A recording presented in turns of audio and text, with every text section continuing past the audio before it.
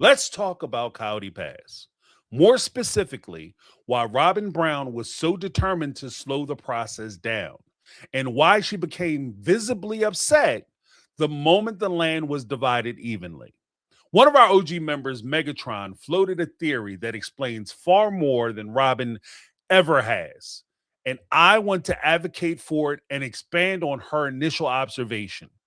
And shockingly, it has nothing to do with confusion, being overwhelmed with emotion, or the lack of understanding paperwork.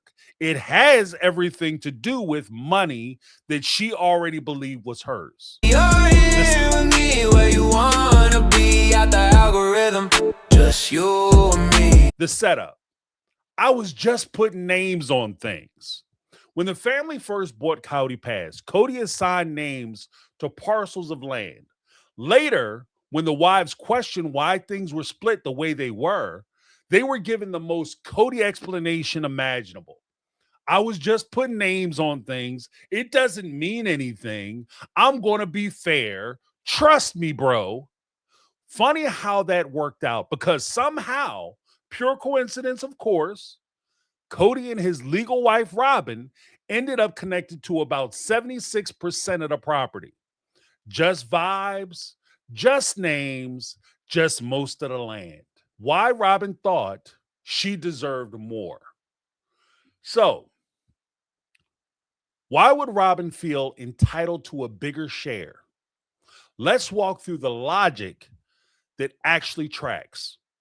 First, her name was already on large portions of the property. From Robyn's perspective, that money was already allocated, already planned for, already counted. Okay, and all in her column. So when the conversation shifted to an even split, it didn't feel like redistribution. It felt like something being taken away from her. The small kids argument. Kody has repeatedly argued that it wasn't fair that he still had small children to raise with Robyn while the OG3's kids were all adults. A statement that conveniently forgets about Truly. But consistency has never been on brand for Kody. So it tracks. The implication is clear. We helped pay for your kids. Now your kids are all grown. You're leaving us to raise ours without help. So we should be entitled to more money. Here's the problem. That logic only works if Kody hadn't already outsourced the financial responsibility of raising the children to their mothers. You don't get to subcontract the labor and then invoice the family for the work you didn't do because when it suits you and it benefits you. That's ridiculous. The finder's fee, nobody wanted to say out loud. Then there's Arizona. Robyn pushed hard for the move so that she could be close to Dayton while he went to college. She and Kody found Coyote Pass. They sold the dream of reconstructing the Vegas homes on the Arizona property. They pitched the vision. And in Robyn's mind, in her mind, the contribution came with perks, maybe even a finder's fee. Let's talk numbers because this is where it gets loud. Coyote Pass was purchased for $820,000. It later sold for $1.5 million. That's a profit of $680,000. An agreement was reached for adults, 25% each. That's $170,000 per person. Sounds fair? Unless you run the original ownership percentages. The original breakdown. This is the part they don't say out loud. They don't want you to think about it. They don't want you to focus too much on it because if you did, it would blow your mind. Based on the original parcel ownership as illustrated by Starcasm, of course, we're going to assume Kody's 50% for each wife and not give him the 100% of Coyote Pass. So we're going to basically divide everybody's numbers in half to allot for Kody's percentage in the land. But in that original parcel ownership, Mary held 7.95%. Janelle had held 16.1%.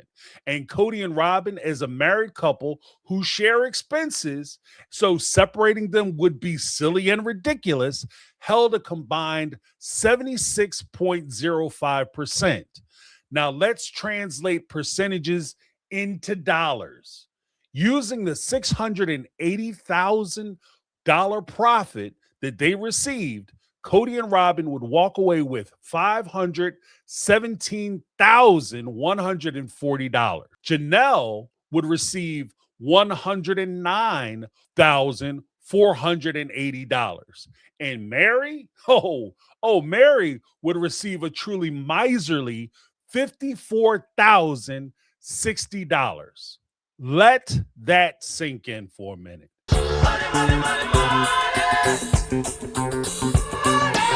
Because in order to reach an even split, Kody and Robyn would have to willingly give up $347,140. That's the money at the center of all of this. The legal roadblock nobody talks about. Before Robyn agreed to transfer any ownership titles, she insisted Mary and Janelle signed two documents, an NDA and a release of claims. Not after the land was restructured, not alongside it, before. On paper, that looks like normal legal housekeeping.